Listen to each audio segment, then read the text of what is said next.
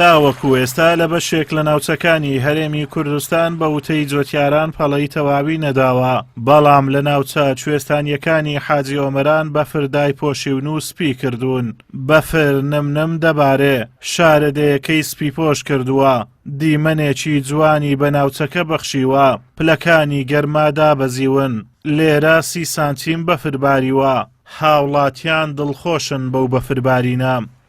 بەڵێ ئێمە سەرەتا بەخێر بێن، زۆر دڵمان خۆشە، چونکە ئاجۆمەران یعنی بەفر بەڕاستی ئەگەر سیرکەی لە کوردستان تاکە نەحەیە بەفری ئەوەندە زۆر لێبارێ. ئەگەر ئێمە کاتێک کە بەفرەکە دەباری بەردەوام ناڕەحەت دەبین، بەڵام کە ناباری ناڕەحەتترین، چونکە شوێنەکەمان وایە حەز دەکەین بەفرباری جەوەی تایبەتی خۆی هەیە.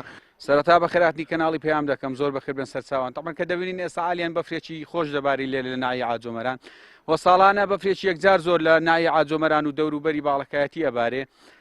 ڕێگایە کەشمان یەکساییدا گرفتمان زۆر بۆ دروست دەبێت لە زستانداندا، بۆیە داوای حکومەتی وسانەکەم بە زووترین کات ئەو دوو سایدەی ڕێگای ئاجۆمەران چۆمانمان بۆ تەواوکە. لێرە لە حاجی ئۆمەران 5 مانگی ساڵ زستانێکی سەختە و زۆربەی جار بەفر دەبارێ و بە یەکێک لە هەرە ناوچە ساردەکانی هەرێمی کوردستاندا دەنرێت و لە ئێستادا پلەکانی گەرما لەژێر سفرەوەن.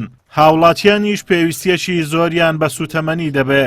هاوڵاتیان وەکو باسی دەکەن حکوومەت ساڵانە تەنها بەرمیلێک نەوتیان پێدەدات، کەچی ئەمەش بەشی وەرزی سەرما و سۆڵەیان ناکات. والله ئجازە سەرمای ئێرە لە مانگی دەوە دەست بە سەرمای دەکە ئەو ساڵ باش بە خۆش بەڕێک تاخیر بوو لەنا سەرمای ئێستا سەرمای جێکی نییە.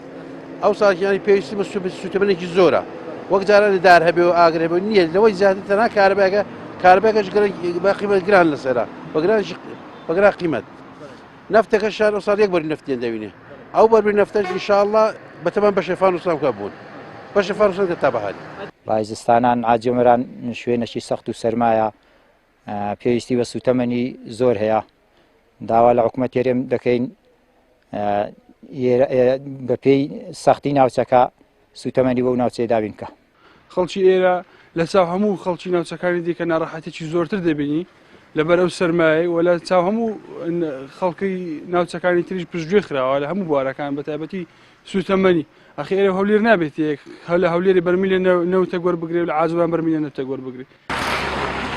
ئەگەرچی پێشینان و تویانە زستان هات و جلی فەقیر دەڵا، بەڵام لەم ناوچەیە ئەگەر حکوومەت و لایەنی پەیوەندیدار پێداویستیەکانی هاوڵاتیان بۆ خۆگەرمکردنەوە دابین بکەن، ئەوە ناوچەکە بە یەکێک لە خۆشترین ناوچەکانی باشووری کوردستان هەژمار دەکرێت. سەرەڕای جوانی سروشتەکەش بەفربارین هۆکارێکە بۆ زیادبوونی ئاوی کانیاوەکان و بەپیدبوونی خاک. حاجی ئۆمەران جیاواز لە ناوچەکانی تری هەرێمی کوردستان زستانێکی سارد و سەختی هەیە. زۆربەی ڕۆژەکانی زستانی بە بەفر تێدەپەڕێتن، لە ئێستاشدا 30 سانتیم بەفر لەم ناوچەیە باریوە. هاوڵاتیانی ناوچەکەش داواکارن حکوومەتی هەرێمی کوردستان نەوتی زیاتر بۆ ئەم ناوچەیە دابین بکاتن. ئازاد و مەراوی کەناڵی ئاسمانی پەیام، ناحیەی حاجی ئۆمەران.